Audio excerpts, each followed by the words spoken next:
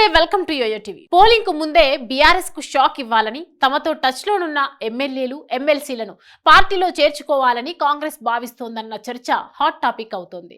చేరికలకు సంబంధించి రాష్ట్ర నేతలు హైకమాండ్ కు సమాచారం చేరవేశారని, అధిష్టానం నుంచి గ్రీన్ సిగ్నల్ రాగానే బీఆర్ఎస్ ఎమ్మెల్యేలు ఎమ్మెల్సీలకు కాంగ్రెస్ కండువా కప్పేందుకు ఏర్పాట్లు చేస్తున్నారని టాక్ నడుస్తోంది. అయితే పోలింగ్ కు ముందు బీఆర్ఎస్ లీడర్లను పార్టీలో చేర్చుకుంటే ఎలా ఉంటుంది అని హైకమాండ్ ఆలోచిస్తోంది. ఇప్పటికిప్పుడు వారిని పార్టీలో చేర్చుకుంటే కాంగ్రెస్ కు లాభమా, బీఆర్ఎస్ పై సానుభూతి పెరిగి ఓటింగ్ పర్సెంటేజ్ పై ప్రభావం చూపుతుందా అనే కోణంలో కూడా హైకమాండ్ ఆరా తీస్తోంది. రాష్ట్ర నేతలతో చర్చించి అనంతరం చేరికలపై హైకమాండ్ నిర్ణయం తీసుకునే అవకాశం ఉంది.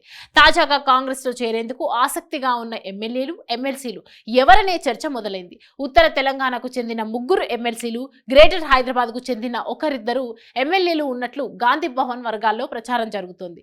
కొన్ని రోజులుగా వీరి కాంగ్రెస్ లో చేరేందుకు రాష్ట్ర నేతలతో చర్చలు జరుపుతున్నారని టాక్. పలువురు బీఆర్ఎస్ ఎమ్మెల్యేలు ఎమ్మెల్సీలు కాంగ్రెస్ లో చేరుతారనే వార్త గులాబీ పార్టీని ఉక్కిరి బిక్కిరి చేస్తోంది. ఎన్నికల ముంగిట ఈ వ్యవహారం పార్టీని మరింత బలహీనపరుస్తుందా అని ఆందోళన కూడా వ్యక్తం చేస్తోంది.